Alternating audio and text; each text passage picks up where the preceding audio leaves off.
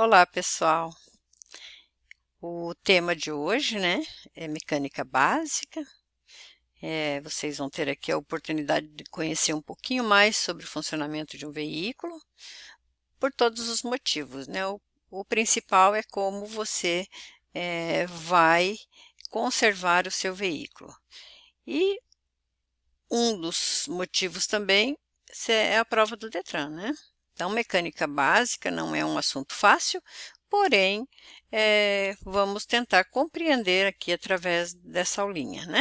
E de outros vídeos também que eu vou passar para vocês, né? Para que vocês possam compreender um pouquinho melhor, tá? Aqui na introdução nós temos: o condutor deve conhecer o funcionamento do seu veículo e seus equipamentos, especialmente os de segurança, além de ter noção básica de mecânica, né, ou noções básicas de mecânica.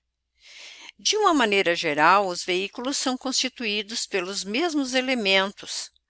Tem-se em todos os tipos um chassi ou um monobloco, que são os suportes do veículo, uma cobertura para conduzir os passageiros ou a carga, que se chama carroceria, e um conjunto de motopropulsor constituído por um motor e transmissão de movimento que é capaz de criar a energia para deslocar o veículo. Então, aqui vocês viram aqui um resumo, né, da constituição de um veículo. Bem interessante isso, gente, tá? Gostaria que vocês vissem isso mais vezes, procurassem na apostila de vocês, que vocês têm essa apostila aí, tá? Então, procurem né, acompanhem as aulinhas, que você vai ter uma noção melhor aí de como funciona o veículo.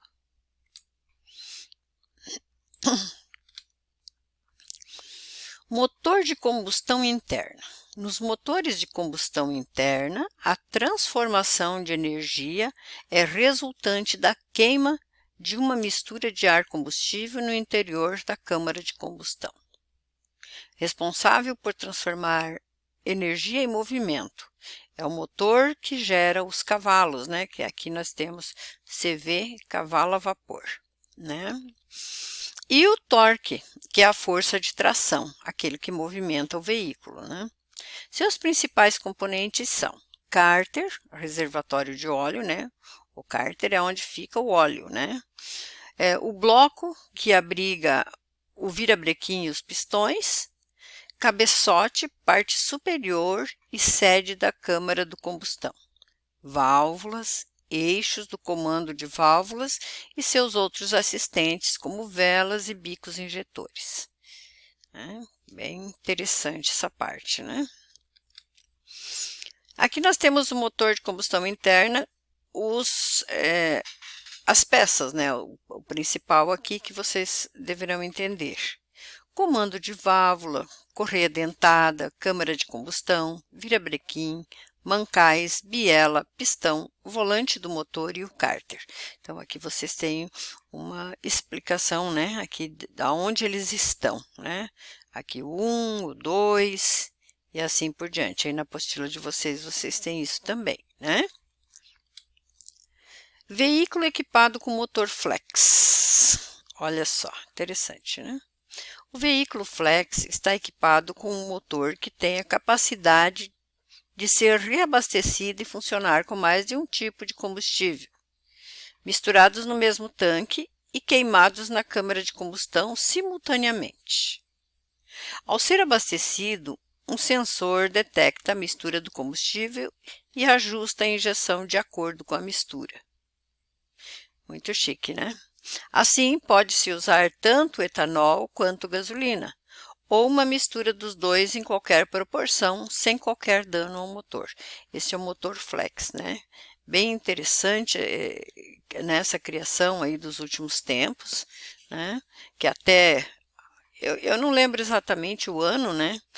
Aí 2000 e alguma coisa, não existia esse tipo de motor, né? Então, os veículos só funcionavam a gasolina ou somente a álcool. Aí eles criaram aí um motor que funcione com os dois, né? Bem legal. Ajuda muita gente, até porque o preço, né, dos combustíveis se você for analisar, você tem aí uma certa economia, considerando, né, colocando o álcool, né, o etanol, ou a gasolina, né? Seguindo aqui, nos motores a álcool, gasolina ou flex, a produção do movimento começa pela queima de combustível nas câmaras de combustão. Essas câmaras contêm um cilindro, duas válvulas, uma admissão e outra de escape. Uma de admissão, né? E a outra de escape. E uma vela de ignição. O pistão que se move no interior do cilindro é acoplado à biela, que se articula com o virabrequim. O virabrequim, ao girar, faz com que o movimento chegue às rodas através do sistema de transmissão do carro. Os cilindros são aberturas no bloco do motor, nas quais os pistões deslizam, subindo e descendo de acordo com a explosão e o movimento do virabrequim. Depois vocês vão ver isso na prática, tá, gente? Vão ver isso acontecendo, né? Fica bem mais tranquilo. Então, o funcionamento do motor. Aqui vocês veem aqui as fotos, né?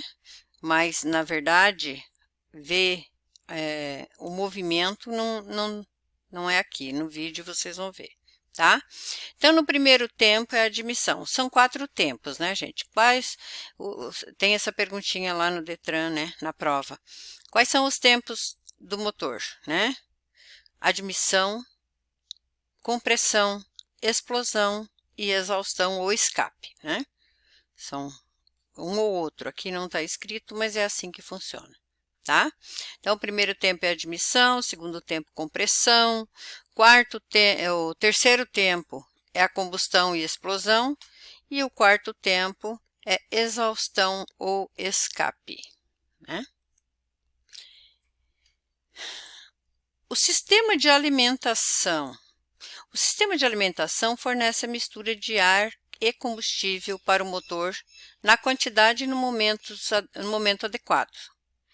A mistura gasosa é formada no carburador ou nos motores atuais, calculada pela injeção eletrônica. É que o carburador antigamente ele era usado, né, nos motores mais antigos, né, como ainda tem hoje, né, a Kombi, o Fusca, né, o Fusquinha, o Volkswagen, são veículos que tinham motor com carburador. Não sei se ainda tem hoje, tá, gente? Porque eu nunca mais tive essa informação. Porém, no passado eu me lembro, né, que inclusive meu pai fazia essas limpezas, né, era no carburador. Hoje nós temos a injeção eletrônica, que ficou muito mais tranquilo, né?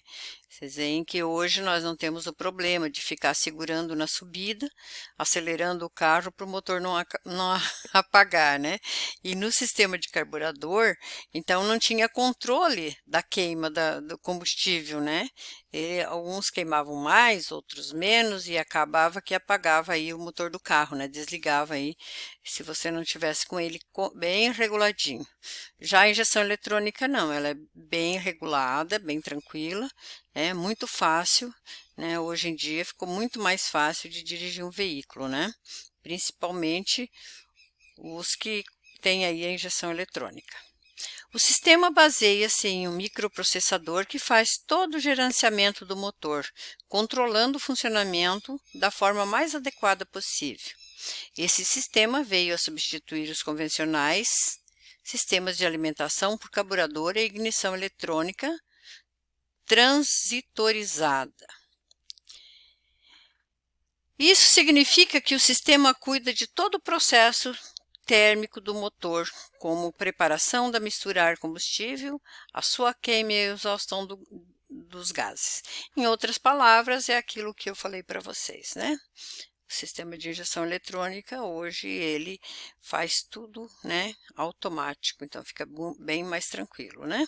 E essa mistura já não corre o risco aí de ficar desregulada, né? Uma vez que o sistema cuida desse ponto, né? Do ponto do funcionamento do motor.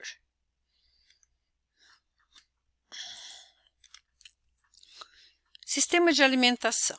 bocal, que é o 1, né? Lá atrás, vocês estão vendo. O sistema de alimentação é onde todo o processo do combustível, tá, gente?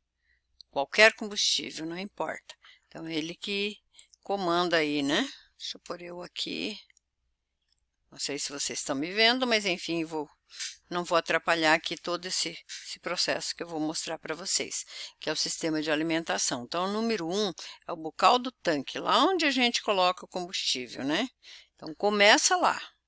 O número 2 é o tanque de combustível, toda essa parte aí que ele fica embaixo do banco, né? Do banco traseiro, do banco do passageiro. O número 3 é a bomba de combustível, que fica também naquela parte, na saída do combustível que vem para o motor, né? Então, fica ali o número 3. O 4 é o filtro de combustível. No momento em que o combustível sai da bomba, né? Do tanque, desculpa, e vem para a bomba de combustível, ele tem um trajeto, que faz todo esse trajeto aqui, e chega aqui no filtro de combustível, onde ele filtra o combustível que vai para o motor, né? Aí aqui tem os bicos de injetores que injetam, né? Que é o número 5. E depois, por último, tem o filtro de ar, né? Bem fácil, né, gente? Agora eu vou voltar aqui para não atrapalhar novamente, venho para o meio. Sistema de arrefecimento. Todos os motores de veículos são máquinas geradoras de calor, motores a combustão interna. Então, assim, o motor ele gera um calor, né, gente? Isso aí é normal. Portanto, foi criado o sistema de arrefecimento para controlar essa quantidade de calor. Ou seja, o veículo ele funciona sempre com um determinado calor. Ele não pode nem funcionar totalmente frio e nem muito quente. Então, ele controla, né, o arrefecimento. Então, ele controla, o sistema de arrefecimento controla o calor, né, para não estar nem de mais e nem de menos. Então, aqui nós temos também né, cada um deles aqui. O número 1 é o radiador, né? O radiador fica lá na frente do veículo. Depois, o número 2 é o líquido de arrefecimento, que ele está aqui, ó, no motor, onde a gente coloca, né, o líquido, ou a água, ou sei lá, né, às vezes tem os líquidos próprios, né.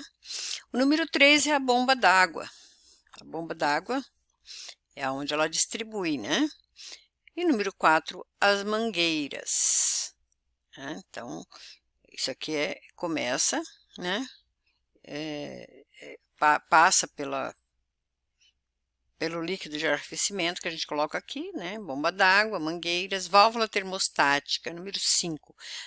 A válvula termostática, ela controla, né? Quando aquece demais, ela sobe para que a água possa passar, né? O líquido, que ele possa passar. Então, assim, em lugares muito quentes, essa válvula termostática, ela fica constantemente, né, subindo, porque o calor é maior, né? Tanto a temperatura do ambiente quanto o calor do motor. E o 6 é o ventilador, que é a ventoinha aqui, que também trabalha refrigerando o motor. E o 7 é o interruptor térmico da ventoinha, que é o cebolinha, né? E o reservatório de expansão, que é o número 8. Então, assim funciona o sistema de arrefecimento. Não sei se vocês entenderam. Para mim não é muito fácil, porém, alguma coisa eu consigo compreender aqui, até porque a gente tem né, em todos os veículos, tem o sistema de arrefecimento. Então, e a nossa obrigação é estar cuidando, né, diariamente aí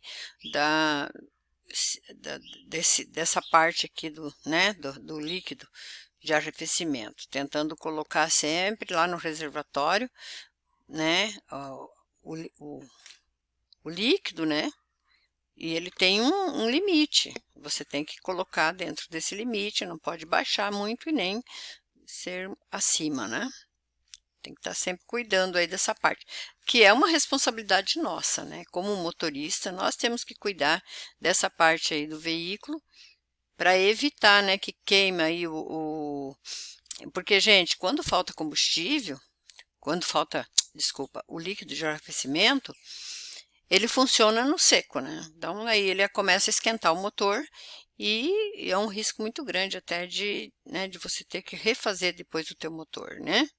Ele queima as juntas que, né, que como aquece demais, ele vai queimar as juntas. E queimando as juntas, aí você tem um prejuízo muito grande, né? Pode até fundir o motor, que é uma palavra muito usada, né? De fundir o motor, né? Eu entendo tudo, tá, gente? Poderia ser uma mecânica. Ai, Jesus. Não muito, né? Mas, assim, o que eu posso passar para vocês é isso. Depois vocês veem, né, em outros vídeos aí, uma explicação mais adequada, né? Tá bom? São muitos anos que a gente trabalha com isso, só que é claro que não é muito fácil, né? Sistema de arrefecimento ainda. O reservatório indica se a quantidade de água existente no radiador e no restante do sistema de arrefecimento, mangueiras e bomba d'água, é o suficiente. O que eu falei para vocês lá, né? Existe um ponto, um limite, onde você deve colocar o líquido de arrefecimento. O recipiente tem duas marcas, a mínima e a máxima, ou simplesmente duas setas, e o nível de água deve estar entre elas ou próximo do máximo, nunca acima deste nem abaixo do mínimo, né? Já falei antes aí. Aqui nós temos o sistema de lubrificação. O sistema de lubrificação é composto por bomba de óleo, cárter, filtro de óleo, tubulação, galerias no bloco e cabeçote, tudo para que circule óleo constantemente nas peças móveis do motor. O óleo do motor é mantido limpo pelo filtro de óleo, que retém as impurezas e contaminantes, sendo assim, é necessário substituí-lo nas trocas de óleo, para garantir que continue filtrando adequadamente o óleo que circula pelo motor. Na verdade, eles falam para substituir na troca do óleo, mas normalmente as pessoas acabam ir lá, né, nos postos que fazem essa troca, eles orientam a fazer a troca do filtro a cada 2 trocas de óleo, né? Então, troca uma, não troca o filtro, na segunda tem que trocar o filtro, né? O óleo do motor tem como função lubrificar e reduzir ao mínimo o atrito e o calor gerados pelo motor, né? Mantendo a temperatura das partes móveis. Então, assim, a função de lubrificar é reduzir o atrito, né? E manter aí a temperatura ideal das partes móveis dentro dos limites toleráveis, evitando desgastes prematuros dessas partes. Então, assim, isso aqui, gente, essa parte aqui, ó, esse parágrafo aqui, ele cai lá, tá? Ele cai. Para que serve a troca de óleo? Então, para que serve o óleo no motor? Então, ele tem a função de lubrificar e reduzir ao mínimo o atrito e o calor gerado pelo motor, mantendo a temperatura das partes móveis dentro dos limites toleráveis, evitando desgastes prematuros dessas partes. O óleo é retirado do cárter pela bomba, levando para o alto do motor e despejando sobre as peças móveis, como pistão e virabrequim. Então, né, aonde tem os ferros, aonde bate os ferros, né, entre eles tem que ter aí esse óleo para lubrificar, né? Beleza?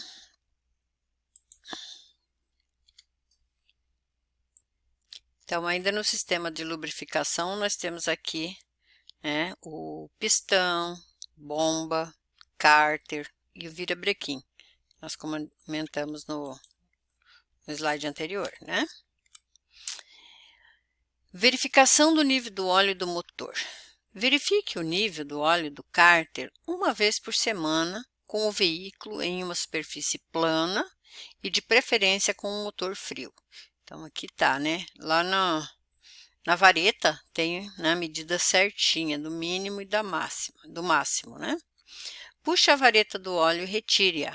Limpe-a completamente e introduza-a totalmente novamente, né? Retire-a novamente e verifique o nível de óleo, que deve estar entre as marcas mínimo e máximo, né? Que é isso aqui. Deve estar aqui entre o mínimo e o máximo, né? Não pode ser muito também, mas também não pode ser menos, né?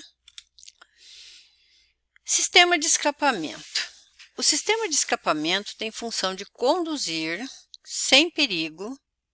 Só um pouquinho, deixa eu baixar aqui, eu vou ler novamente, tá? Só para arrumar aqui. O sistema de escapamento tem a função de conduzir, sem perigo para os ocupantes, os gases quentes do motor até a atmosfera, além de reduzir o ruído provocado pela expulsão desses gases por meio do silencioso. Então, nós temos uma situação aqui, né, gente? É o número 1, tubo coletor. Esse tubo coletor, ele coleta, né, os gases, né, que vem do motor, né, da exaustão, né.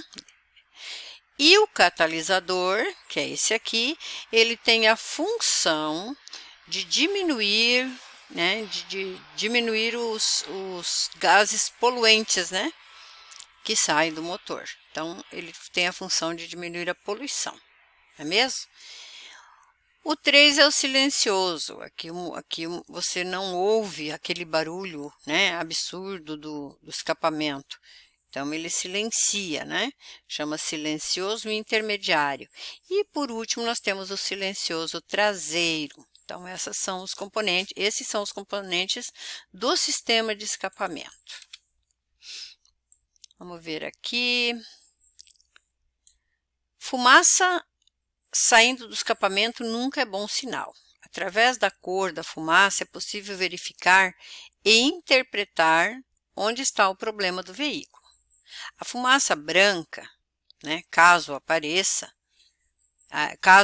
essa fumaça, né, caso há essa presença da fumaça branca, né, então, vamos ler aqui de novo, fumaça branca. Caso a presença da fumaça branca ocorra apenas no momento em que o motor é ligado ou em dias mais frios, é apenas um sinal de condensação do ar, comum em carros a etanol. Então, a fumaça branca, caso ela apareça, é só nesses casos, né? Aí em que está frio, né? Em dias onde o motor, quando o motor é ligado, oi gente, eu estou bem confusa hoje, né? Meu Deus. Então, caso apareça essa fumaça branca, se for em dias mais frios, né? E às vezes em casos onde o veículo é a etanol, né? Então ela pode ocorrer essa fumaça branca. Já a fumaça preta sempre vem acompanhada de alto consumo de combustível. Então, quando existe a fumaça preta, é porque o veículo está gastando muito, está queimando muito combustível. E a fumaça azul, o nível de óleo baixando rapidamente, é um sintoma, né, comum da fumaça azul. Então, quando o nível de óleo está baixando, pode aparecer aí a fumaça azul. Beleza, gente? Acho que deu para entender, né? Depois a gente pode explicar mais alguma coisa nesse sentido aí, né? Para frente. Vamos lá. Sistema elétrico. Vamos falar do sistema elétrico então, né? O sistema elétrico controla a alimentação dos componentes elétricos e eletrônicos, como luzes, ar-condicionado, computador de bordo e vidros elétricos. Esse sistema é também responsável pela partida do veículo. Os principais componentes do sistema elétrico são, porque lá no Detran eles vão perguntar sobre os sistemas, né, gente? Isso aí até num outro material que a gente tem aí, né, da Tecnodata, eles falam muito a respeito dos sistemas, porque a composição do veículo, ela é quase um todo de sistemas, né? Sistema elétrico, sistema de direção, sistema de suspensão, né? E sistema de arrefecimento, que foi o que nós já vimos. Então, assim, é uma composição de sistemas, né? Depois a gente vê isso, né? Para vocês ficarem mais atento aí, porque existe essa questão, esse questionamento lá no Detran, né? Tinha no passado, não sei se ainda tem, uma prova falando disso.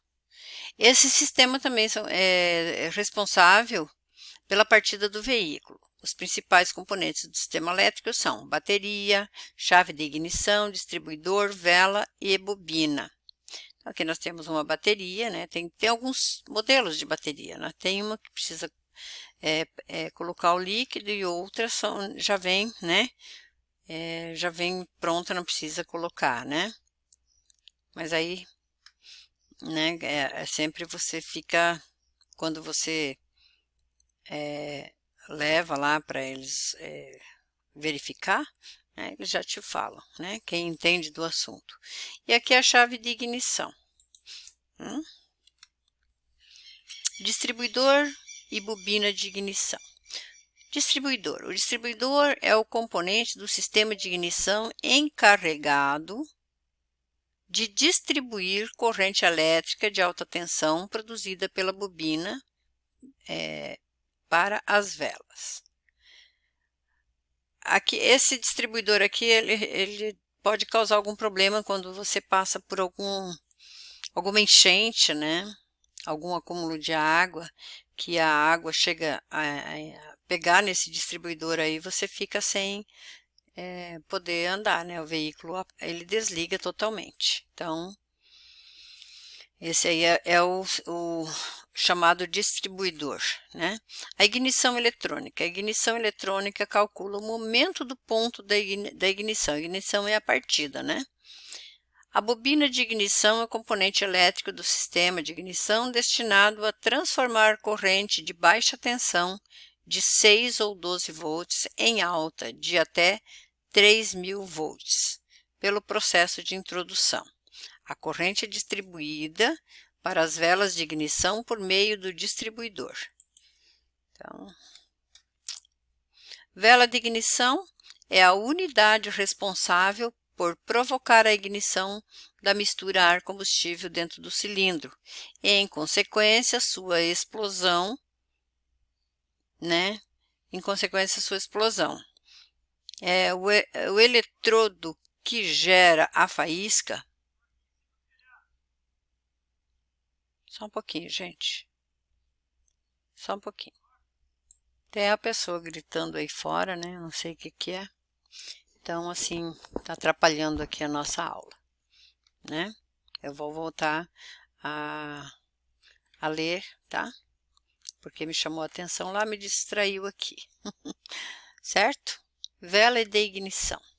A unidade responsável por provocar a ignição da mistura ar-combustível dentro do cilindro e, em consequência, sua explosão. É a vela de ignição, né? O eletrodo que gera faísca trabalha em temperaturas que vão de 400 a 800 graus centígrados, né? O lado externo da vela é recoberto com material cerâmico que age como uma capa protetora do eletrodo central. Ainda que alguns modelos tenham configuração diferente, em geral, cada cilindro tem uma vela. Como os eletrodos se desgastam por efeito da faísca, a vela tem vida útil pré-determinada pelo fabricante do motor. Substitua as velas de acordo com suas instruções.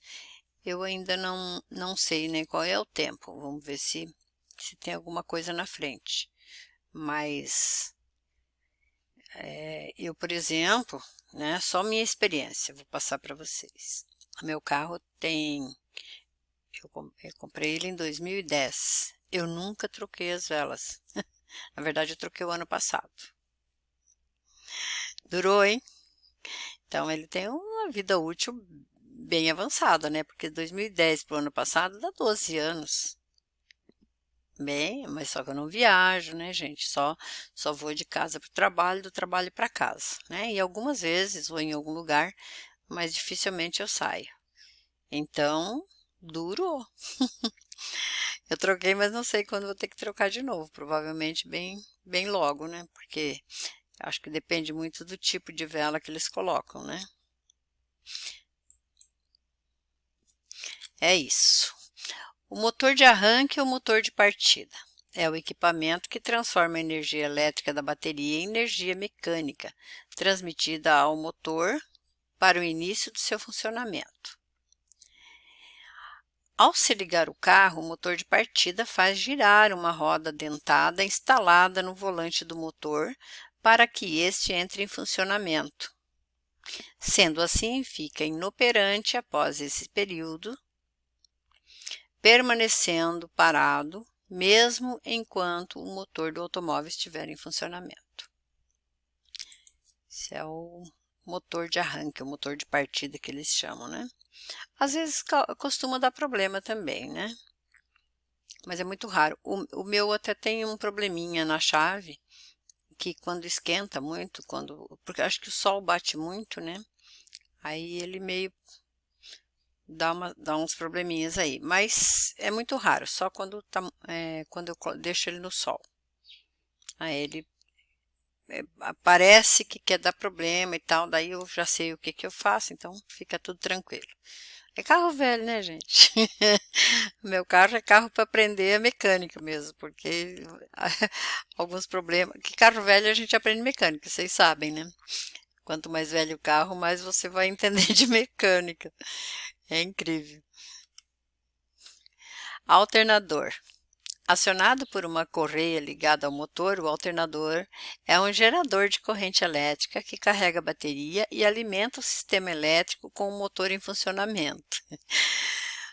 Se a luz de carga da bateria estiver acesa no painel de instrumento do veículo, pode ser uma indicação de que a correia que liga o alternador está sem tensão ou se rompeu.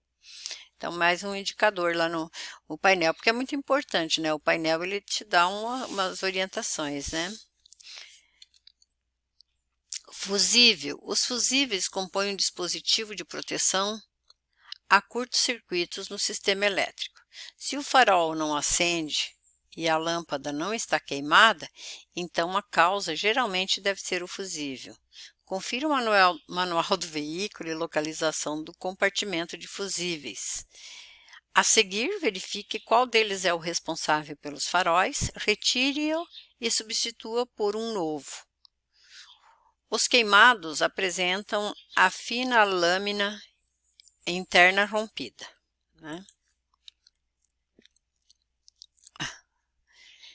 Luzes. A segurança no trânsito passa pelo bom funcionamento das luzes de iluminação e de sinalização do veículo. Verificar as luzes de sinalização externa, faróis, lanternas, luzes de seta, marcha ré, freios e também a das placas. É uma obrigação diária. Complicado, né, gente?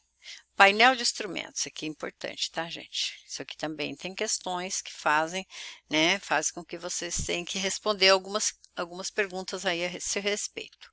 Então, aqui nós temos, número 1, velocímetro, né? Então, aqui marca a velocidade que você está transitando. Tacômetro é o número 2, né? Isso aqui é a aceleração, né? Do seu veículo. Então, assim, por exemplo, normalmente a aceleração ela fica aqui no 1, né? E aqui o termômetro 3. O 3 é o termômetro, isso aqui é a temperatura do carro, né? Do motor. Então, quando passa do meio aqui, já tem que ficar preocupado, porque está esquentando, pode ter algum problema com o arrefecimento, né? Sistema de arrefecimento. Está faltando água, algum problema está acontecendo, ou até mesmo pode ter dado algum, né, sei lá, esquentado demais o motor, por outros motivos, né? Então é sempre atento a esse termômetro. Indicador do nível de combustível é o número 4, aqui, né? Se está cheio, se está vazio, né? Isso aqui vocês já sabem. Luzes de aviso, número 5. Aqui são os avisos, né? Farol e tal, né? Para você colocar o cinto, né? 6, indicador de sinal, seta. Então, aqui a seta para a direita, para a esquerda, para onde você vai virar. Esse aqui é o indicador de sinal. Odômetro. O odômetro número 7, né? Ele pode ser o parcial ou o total. Nós temos dois, né? O odômetro parcial é aquele que você pode zerar ele, né? Então, é a quilometragem que você está que você transitou, né? Ele vai dar o parcial. E daí tem o total também, né? Que é permanente, né? Esse não tem como você zerar. Então, quantos 1000 quilômetros tem o motor do seu veículo, né? Ele vai constar aqui no odômetro. 8, luzes de câmbio. Aí aqui eu não sei porque meu carro não tem isso aqui, mas deve ser alguma coisa relacionada à troca de marchas, né? Painel de instrumentos. Daí nós temos aqui combustível, sistema de injeção eletrônica, carga da bateria, temperatura do motor, nível de óleo, mamômetro, né? Manômetro, sistema de freio, luzes de compartimento de passageiros, luz alta, luz baixa, luz de posição, faróis de neblina, luzes de seta, limpador de para-brisa, fluido de limpeza de vidro traseiro, fluido de limpeza do para-brisa, desembaçador do vidro traseiro, distribuição de ar para-brisa e ventilação. Vocês estão vendo que aqui tem todos os símbolos, né? As legendas de cada um deles. Então, é importante que vocês conheçam essas legendas aqui para a provinha de vocês, tá? Continuando aqui, ó, sistema de freio, daí as legendas, porta entreaberta, né? Muitos carros têm umas coisas e não tem outras, tá? Cinto de segurança, airbag, manutenção programada, acendedor de cigarros e tomada de 12 volts, luz de alerta, buzina, trava ou destrava todas as portas, trava tampa traseira, trava tampa dianteira, limpador de vidro traseiro, todos com legenda, né? Ar-condicionado, distribuição de ar, assoalho, distribuição de ar frontal, distribuição de ar frontais e assoalho, né? Isso aqui é a posição lá no ar-condicionado, né? E assoalho e para-brisa e circulação de ar. E assim vai. Sistema de transmissão é um dos sistemas que a gente ainda não tinha visto, né? Sistema de transmissão é muito importante, né, gente? O sistema de transmissão tem a função de transferir a potência do motor para as rodas motrizes do veículo. Os principais componentes do sistema de transmissão são a embreagem, a caixa de mudanças, o eixo cardan e o diferencial. Veículos com câmbio automático não possuem embreagem. Não precisam, né? Apesar de que no passado, deixa eu só me arrumar aqui, gente, um pouquinho. No passado até tinha, né? Eu tinha uma vez, uma ocasião, né? Meu marido comprou um Landau. O Landau é carro de político, né? Era no passado, hoje não é mais. Não sei, hoje acho que nem existe mais, né? Nem se fabrica mais. Mas ele era muito bom. Só que ele tinha o câmbio automático, mas ele também passava as marchas, então ele tinha embreagem. Ele tinha os dois. Você tanto podia usar ele no câmbio automático, como você podia utilizar a marcha. Até porque para você, como a coisa de marcha era no volante, né? Você trocava a marcha ali no volante, né? E então você tinha que pisar na embreagem para colocar a marcha ré, por exemplo, né? Não tinha outro jeito. Então ele tinha embreagem, mas hoje em dia não tem mais, né? Hoje evoluiu muito e a tecnologia trouxe muitas novidades para nós, né? E muitas facilidades também.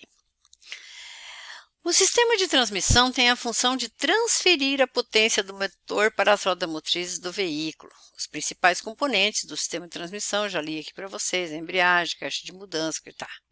Beleza? Veículos com câmbio automático não possuem embreagem. Li 2 vezes, né? Mas é bom. Embreagem, aí vocês estão vendo aqui, número 1, né? Caixa de mudanças, número 2, onde troca a marcha, né? Aqui, todas elas. Câmbio manual, 3, aqui, né? Lá onde você põe a mão e troca, né? Na verdade, é o câmbio. Eixo cardan, 4. Diferencial, 5. E juntas homocinéticas, 6. São os componentes do sistema de transmissão. Sistema de direção é um mecanismo ligado à caixa de direção, acoplando braço e terminais que possibilitam o esterçamento, o movimento das rodas. Então, você girando, esse giro das rodas, esse movimento da roda, chama-se esterçamento. Basicamente, o sistema de direção é composto por volante, coluna de direção, eixo da coluna, tudo aqui, ó, né? Tudo aqui. Caixa de direção, aqui embaixo, e barra de direção, número 5, né? Beleza? Sistema de direção. Com o desenvolvimento de novas tecnologias, atualmente, existem diversos modelos do sistema de direção: convencional, hidráulico, eletrohidráulico e elétrica. Todos esses sistemas precisam de manutenção periódica, acompanhamento do nível de óleo e troca do fluido nos prazos recomendados pelo fabricante. Tem isso, né, gente? Tem que fazer as trocas aí de acordo com a recomendação, né? A suspensão compreende todos os órgãos mecânicos que unem as rodas à estrutura principal do automóvel. Seu papel é evitar que as irregularidades do solo sejam transmitidas ao veículo e aos seus ocupantes. Basicamente, a suspensão é composta por molas, componentes de apoio, que é o braço de suspensão, e amortecedores, tudo aqui, né? Bem visível. A suspensão de um carro, juntamente com o sistema de freios, faz parte do que se chama sistema de segurança do veículo. Exige ao menos uma revisão periódica para a verificação de eventuais danos gerados pelas condições não muito propícias de nossas vias. Normalmente, os sistemas mais comuns são ruídos e má estabilidade do veículo, que aparecem quando se está dirigindo. Porque nossas vias também não são muito adequadas, né? Exige muito aí do sistema de suspensão, né? Senão o nosso carro sairia pulando, né? Se não tivesse sistema aí, que hoje, né? Vamos dizer assim, que ele é muito bem, né, bem feito, né? A gente fica muito confortável dentro do veículo. Sistema de freio é o sistema que tem como objetivo parar ou diminuir a velocidade de um veículo. O funcionamento do freio baseia-se no atrito entre o elemento fixo na estrutura do veículo, que são as sapatas ou pinças, e outros elementos que giram com as rodas, que são tambores ou disco. O atrito dessas peças produz a força que imobiliza o carro. A maioria dos carros tem freio a tambor nas rodas traseiras e freio a disco nas rodas dianteiras. Vou passar um pouquinho para frente, gente, porque, né? Aqui nós temos sistema de freio, ó. Hidrovácuo, que é o 1, o fluido, 2, tambor é o 3, está aqui. Disco, cilindro mestre. Então, quais são os componentes do sistema de freio? Hidrovácuo, fluido, tambor e mestre pode ser, né? Disco e cilindro mestre. Tambor e lona, né? Porque aí aqui não está escrito, mas é esse. Sistema de freio ABS é um sistema de freio inteligente que evita que as rodas travem quando o freio é acionado em uma situação de emergência, ao tentar evitar uma colisão, por exemplo. Desde janeiro de 2014, é obrigatório todos os veículos saírem de fábrica equipados com ABS, segundo o CONTRAN. O ABS proporciona uma frenagem mais segura e em menor espaço, mantendo o carro em trajetória retilínea sem que os pneus percam a aderência com o solo. Esse sistema de freio, na verdade, foi criado para aviões, né? Essa é uma coisa assim bem interessante, né? Para o nosso conhecimento. Porque, na verdade, o avião, quando quando ele desce, quando ele pousa, ele precisa um sistema de frenagem eficiente, né? Então, eles criaram o sistema de freio ABS, que hoje é obrigatório para todos os veículos, né? A partir de 2014. Interessante, porque diminui aí os problemas, né, de travamento das rodas, no caso de aquaplanagem, e ele também não perde a aderência com o solo, né? Muito interessante. Sistema de freio de rodagem. O sistema de rodagem é formado pelo conjunto de rodas, pneus e válvulas de segurança. A velocidade instantânea desenvolvida pelo sistema de rodagem é indicada pelo velocímetro que se localiza no painel de instrumentos na linha de visão do motorista. Então, aqui nós temos quais são os componentes aqui do sistema de rodagem, também assunto de prova. Carcaça de lonas, bandas de rodagem, talões de flancos, né, que aqui não tem, e roda. Então, esses são os componentes do sistema de rodagem. Roda, estrutura rígida circular central que conta com um aro, o qual liga o cubo do veículo ao pneu. Cuidado! Uma roda trincada representa um risco potencial de acidente de trânsito, estando o veículo em velocidade. Isso é uma coisa que nunca as pessoas se preocupam muito, né? E realmente deveriam se preocupar, né? Pneu é o pneu que liga o veículo ao solo, sendo composto por banda de rodagem, carcaças de lonas e talões. Isso aqui cai, tá? Em alguns momentos tem essa pergunta aí, em algumas provas, né? E aqui nós temos, por aqui para cima, desgaste dos pneus. O limite legal é de 1,6 milímetros de profundidade dos sulcos, de acordo com a resolução do CONTRAN, né? É o limite aqui, né? Abaixo dessa medida, o pneu é considerado careca. Compromete a segurança e o veículo pode ser apreendido. O momento ideal para a troca dos pneus é quando a marca de desgaste, né, o triângulo ou as letras TWI impressas na lateral deles são atingidas. Lembre-se que a baixa calibragem dos pneus reduz a sua vida útil. Sistema de rodagem. Ângulo camber consiste em inclinação das rodas do veículo, levando-se em consideração o plano horizontal do eixo. A cambagem é negativa quando a parte superior das rodas se inclina para dentro, deixando a parte de cima dos pneus mais próxima uma da outra, desgastando a parte interna do pneu. E é positiva quando as rodas ficam mais próximas umas das outras na parte de baixo, onde tocam o solo e desgastam a parte externa do pneu. O ideal é que se mantenha um ângulo nulo. Ângulo caster é definido com base na linha vertical que passa pelo centro da roda do carro, adotando o ponto de vista do perfil.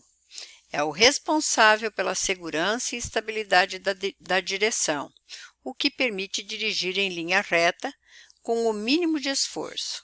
No entanto, se o ângulo de caster estiver além do normal, a direção torna-se mais pesada.